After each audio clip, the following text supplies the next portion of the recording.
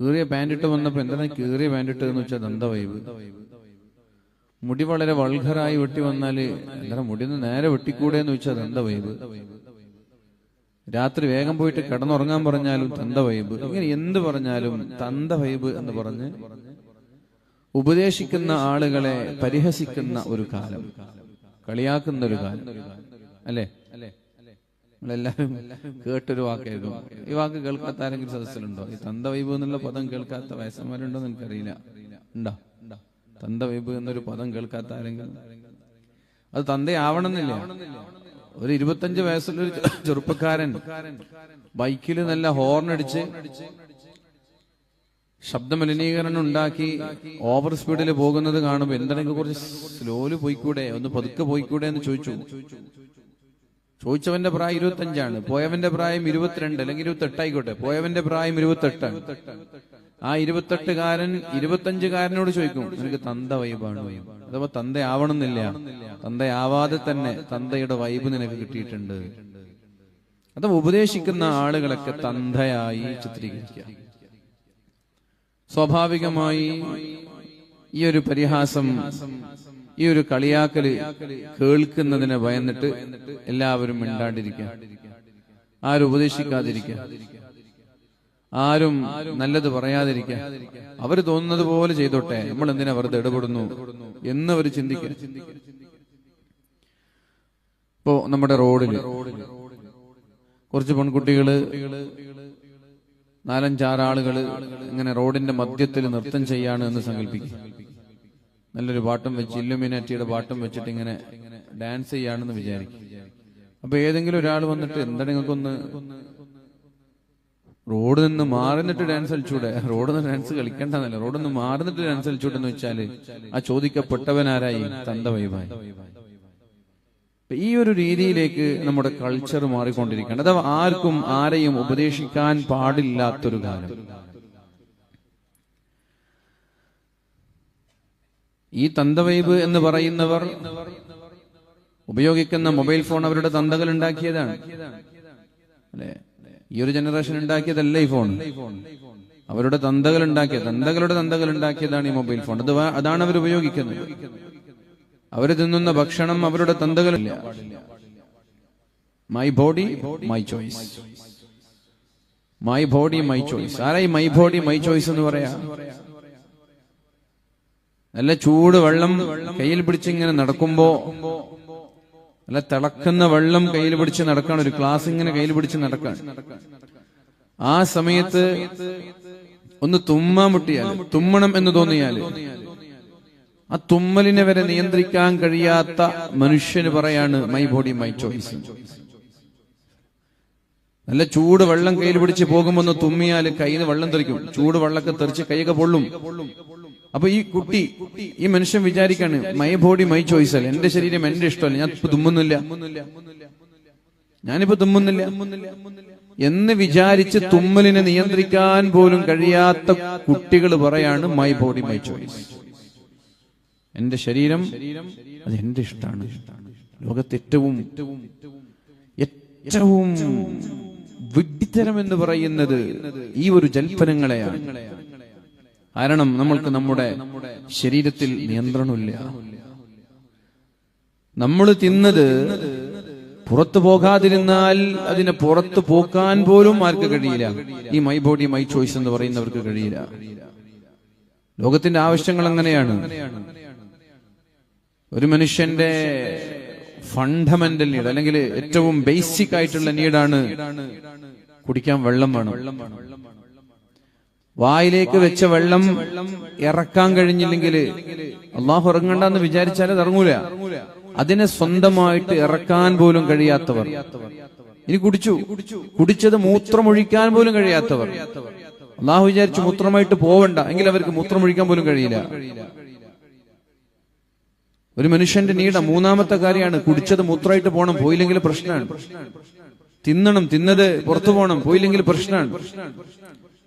അപ്പൊ സ്വന്തം ശരീരത്തിൽ യാതൊരു നിയന്ത്രണം പോലും ഇല്ലാതെ, എന്തിനേറെ കല്യാണം കഴിഞ്ഞിട്ട് ഭാര്യയും ഭർത്താവും ഇണചേർന്ന് കുട്ടികളുണ്ടായി, 4 കുട്ടികൾ, 4 പെണ്ണ്.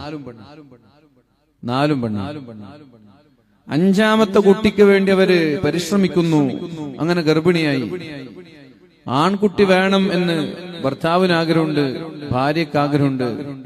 പക്ഷെ 2 പേര് അധ്വാനിച്ചുണ്ടാക്കുന്ന സ്വന്തം കുഞ്ഞിനെ പോലും ആണ് വേണമെന്ന് വിചാരിച്ച് ആണായിട്ടുണ്ടാക്കാൻ കഴിയാത്ത മനുഷ്യൻ പറയാണ് മൈ ബോഡി മൈ ചോയ്സ്. കുട്ടി ആരതാ? നമ്മളതാ. ആരധ്വാനിച്ച്? നമ്മളാ. അപ്പൊ നമ്മൾക്ക് ആൺകുട്ടി ഉണ്ടായിക്കൂടെ? 4 പെണ്ണിന് ഒരാണ് വേണം, 2 പേർക്കും ആഗ്രഹമുണ്ട്.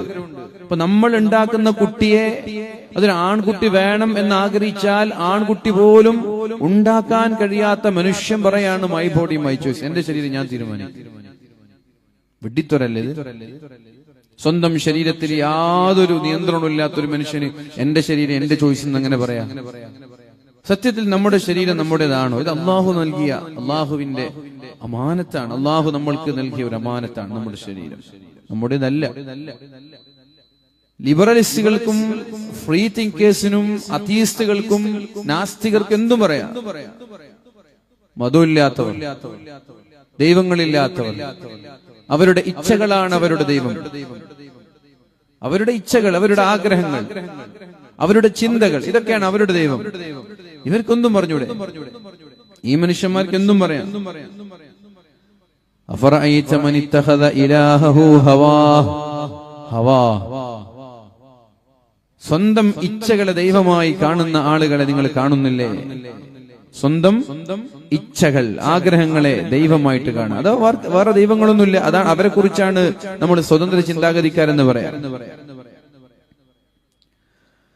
أرأيت من اتخذ إلهه هواه أفأنت تكون عليه وكيلا أم تحسب أن أكثرهم يسمعون أو يعقلون إن هم كالأنعام بل هم أضل سبيلا.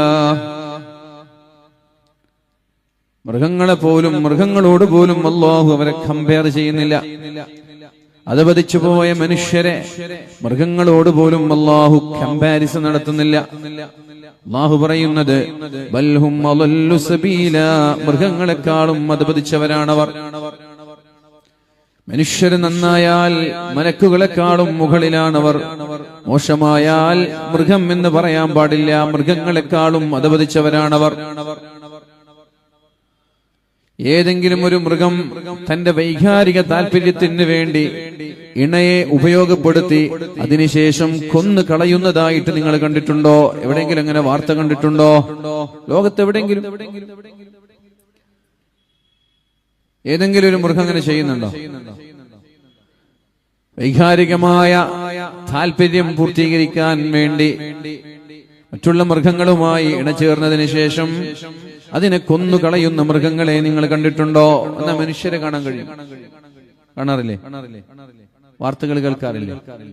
കാമുകിയെ ആസിഡ് ഒഴിച്ചു കൊന്നു, കാമുകിയെ തീ കത്തിച്ചു കൊന്നു, കുത്തിക്കൊലപ്പെടുത്തി, 5 പേർ കൂടി റൈപ്പ് ചെയ്ത് വളരെ നിഷ്ഠൂരമായി കൊലപ്പെടുത്തിയ വാർത്തകൾ, മോബ് ലിഞ്ചിങ് ഒക്കെ നമ്മൾ നിരന്തരമായി കേൾക്കുന്ന വാർത്തകളല്ലേ? പീഡിപ്പിച്ചു കൊന്നു എന്നുള്ള വാർത്ത. മൃഗങ്ങളിൽ നിന്ന് ഇത് കേൾക്കാൻ കഴിയില്ല. ഒരു മൃഗവും മറ്റൊരു മൃഗത്തെ ശാരീരിക താല്പര്യത്തിന് വേണ്ടി ഉപയോഗപ്പെടുത്തിയതിനു ശേഷം കൊന്നുകളയാറില്ല. മനുഷ്യനത് ചെയ്യും. ബൽഹും അളല്ലു സബീല, മൃഗങ്ങളെക്കാളും അധപതിച്ചവനാണ്. ഏതെങ്കിലും ഒരു മൃഗം വിശപ്പ് മാറാൻ വേണ്ടി കടുവകളും സിംഹങ്ങളും വന്യമൃഗങ്ങളൊക്കെ ഇരകളെ തേടി അതിന്റെ പിന്നാലോടി വിശപ്പ് മാറ്റാൻ ഒരു മാൻപേടയുടെ പിന്നാലോടി അതിൽ നിന്ന് തെറിച്ചു നിൽക്കുന്ന മാൻപേടയെ പിടിച്ച് വയറ് നിറയെ തിന്ന് അതിന്റെ ബാക്കി ഭാഗങ്ങൾ കഴുകന്മാരും ഹീനകളും ഒക്കെ കഴിച്ച് വയറ് നിറഞ്ഞു കഴിഞ്ഞാൽ അവിടെ കാണുന്ന ബാക്കിയുള്ള മാൻപേടകളെ കടിച്ചു തിന്നുന്നതും കാല് പറിച്ചു മാറ്റുന്നതും അതിനെ മാന്തിപ്പൊളിക്കുന്നതും നിങ്ങൾ ആരെങ്കിലും എവിടെങ്കിലും കണ്ടിട്ടുണ്ടോ? വിശപ്പ് മാറ്റാനാണ് അവർ തിന്നുന്നത്. മനുഷ്യനെങ്ങനെയാണോ? മനുഷ്യനെങ്ങനെയാണോ? സമ്പത്തിന് വേണ്ടിയുള്ള കൊലപാതകം, അത് ഒരു നേരത്തെ പട്ടിണി കറ്റാനല്ല, ഒരു തലമുറയ്ക്കുള്ളത് അവരുണ്ടാക്കി വെച്ചു. എന്നിട്ടും ആർത്തിയും ആസക്തിയും കാരണം സമ്പത്തിന് വേണ്ടി മറ്റുള്ള ആളുകളെ കൊന്നുകളയുന്നവർ. സ്വർണ്ണക്കടത്തിന്റെ പേരിൽ എത്ര കൊലപാതകങ്ങൾ നമ്മുടെ നാട്ടിൽ നടക്കുന്നുണ്ട്. ായിട്ട് ബന്ധപ്പെട്ട വലിയൊരു ലൂട്ടിംഗ്, വലിയൊരു കൊള്ള സംഘത്തെ പിടികൂടിയിരുന്നു. കോടിക്കണക്കിന്, ആയിരക്കണക്കിന് കോടികള് മനുഷ്യന്മാർക്ക് പനിയുടെ മരുന്നാണ് എന്ന് പറഞ്ഞ് വ്യാജ മരുന്നുകൾ വിൽക്കുക. ഇതൊക്കെ മനുഷ്യന്റെ ആസക്തിയുടെ ഭാഗമാണ്. അഥവാ അവരുടെ സാമ്പത്തിക താല്പര്യത്തിന് വേണ്ടി മനുഷ്യനെ കൊന്നുകളയാന്നുള്ളത്. ഇപ്പൊ ട്രാൻസ്ജെൻഡേഴ്സ്, LGBT എന്നൊക്കെ നമ്മൾ സ്ഥിരമായിട്ട് കേൾക്കാറുണ്ട്. ആണിന് ഒരു 18 വയസ്സാകുമ്പോ തോന്നാണ് നീ പെണ്ണാണ്, ഞാൻ പെണ്ണാണെന്ന് തോന്നുന്നു. അപ്പൊ അങ്ങനെ അവര് പെണ്ണാണ് എന്ന് തോന്നി, നീ പെണ്ണാണ് എന്ന് സമർത്ഥിച്ച് നീ പെണ്ണാണ് എന്നവനെ കൊണ്ട് പറയിപ്പിച്ച് അവന്റെ അവയവങ്ങളെ മാറ്റിപ്പിക്കുന്നത് ആരാണ്? വലിയ വലിയ കുത്തക കമ്പനികളാണ്. അവർക്ക് അതുകൊണ്ടുള്ള നേട്ടം എന്താണ്? ഇവനൊരു സർജറി നടത്തുമ്പോൾ കോടിക്കണക്കിന് ലാഭം അവർക്കുണ്ട്. ഒരാണ് പെണ്ണായി ജീവിക്കണമെങ്കിൽ മരിക്കുന്നത് വരെ ഹോർമോൺസും മരുന്നും കുത്തിവെക്കണം, അവന്റെ മാരടങ്ങൾ വളരണം, അവനവനെ മറ്റുള്ള സർജറികൾ നടത്തണം, ലൈംഗികമായ സർജറികൾ നടത്തണം, മാറ്റിവെക്കണം. ഇതിനൊക്കെ കോടികളാണ് ചെലവഴിക്കുന്നത്. അതുകൊണ്ടാണ് നമ്മള് ഈ ഇത്തരം ആളുകളോട്, ഒരാണിന് ഞാൻ പെണ്ണാണ് എന്ന് തോന്നിയാൽ നിനക്കത് തോന്നാണ് എന്ന് പറയാൻ പോലും പാടില്ല എന്ന നിയമം ഇവിടെ വരുന്നത്. അങ്ങനെ പറയാൻ പാടില്ല. ഒരാണ് പറയാണ് ഞാൻ പെണ്ണാണെന്ന് പറഞ്ഞാൽ നീ ആണ്, പെണ്ണല്ല, നീ ആണെന്നെയാണെന്ന് പറയാൻ നമുക്ക് അവകാശമില്ല. ഇത്തരം കുത്തകകൾ, അഥവാ സാമ്പത്തിക ലാഭത്തിന് വേണ്ടി മനുഷ്യരെ നശിപ്പിച്ചുകൊണ്ടിരിക്കുന്ന ഒരു സംവിധാനം ഇത് മൃഗങ്ങളിലില്ല, മനുഷ്യരിലുണ്ട്. അതാണ് അല്ലാഹു പറയുന്നത്, അറഅയ്ത മൻ ഇത്തഖദ ഇലാഹഹു ഹവാ. അവരുടെ ദൈവം ആരാണ് എന്ന് ചോദിച്ചാൽ അവരുടെ ഇച്ഛകളാണ്, വിൽ പവർ, അവരുടെ മനസ്സിലുള്ള ആഗ്രഹങ്ങളാണ് അവരുടെ ദൈവം.